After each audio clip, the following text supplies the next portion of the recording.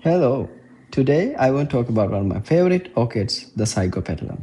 I have two of them, both hybrids, and this one is currently in full bloom.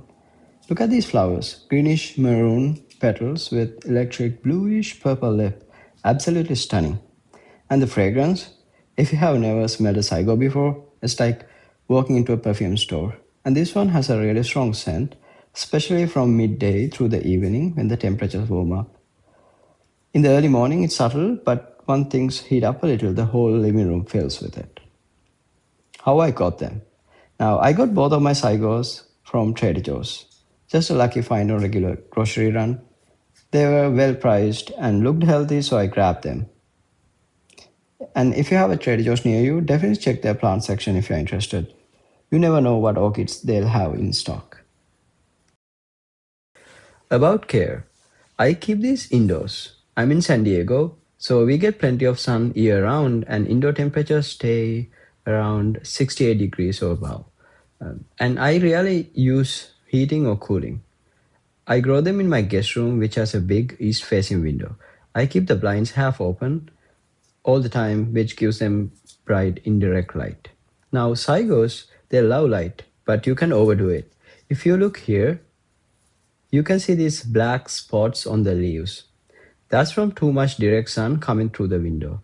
When I start noticing them, I close the blinds a little more and move the plant away from the window a bit. It's a balancing act. They want a lot of light, but not too harsh direct sun. About watering. I water every single week. The key thing with Zygopetalums is it's different from Phalaenopsis orchids, and you want to keep the root system consistently moist. Not soaking wet, but never bone dry. With phals, you let them dry out completely between waterings, but with Zygos, don't do that. Keep them evenly moist all the time.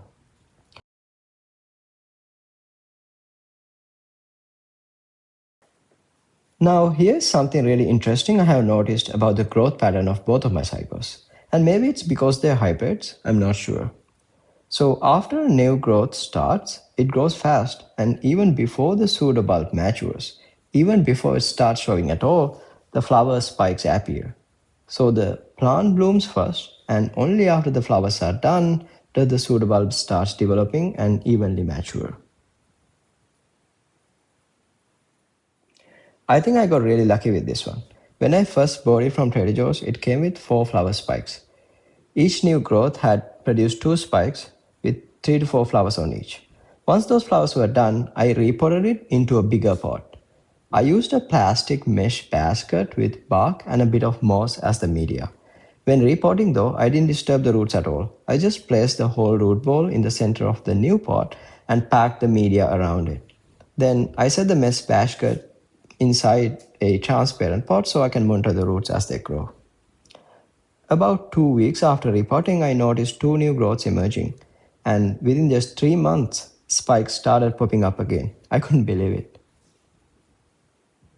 Now, one thing I'd love your help with is I don't actually know the exact hybrid names of either of my Zygos. They look different from each other and smell different too. If you recognize one, at least one of them, please drop the name in the comments. I really appreciate your help identifying it. This is my other Zygopetalum hybrid. You can see that the color is completely different from the one I showed you before. This one has a more reddish or magenta lip, and the scent is a little softer too. This bloomed back in April with 2 spikes, and it was a really nice display. After the flowers were done, I repotted this one into a bigger pot as an experiment. You can see that it's in a new white plastic pot with smaller bark media. And I'll keep you updated on how that experiment goes. And if anyone can identify this hybrid, let me know in the comments as well. Let me show you the fertilizer routine I use for my Zygopetalums. I use 2 products from Growmore. This is the balance formula, 20-20-20, equal parts of nitrogen, phosphorus and potassium.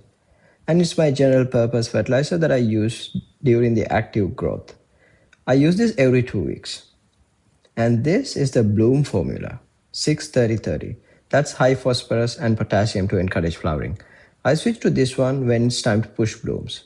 So that's when I see spikes pushing out. And I keep using this while the spikes are growing and developing. Once the spikes are fully grown, that's the first bud is about to open, I stop fertilizing completely. No more fertilizer at all during the blooming period. And I keep watering every week, just plain water. And this helps the flowers last longer. After the flowers are done, the next new growth starts. I go back to the balance 20-20-20 and the whole cycle repeats. That's it guys. Thanks for watching. If you like this video and you want to see more like these, please subscribe to my channel. Have a great one.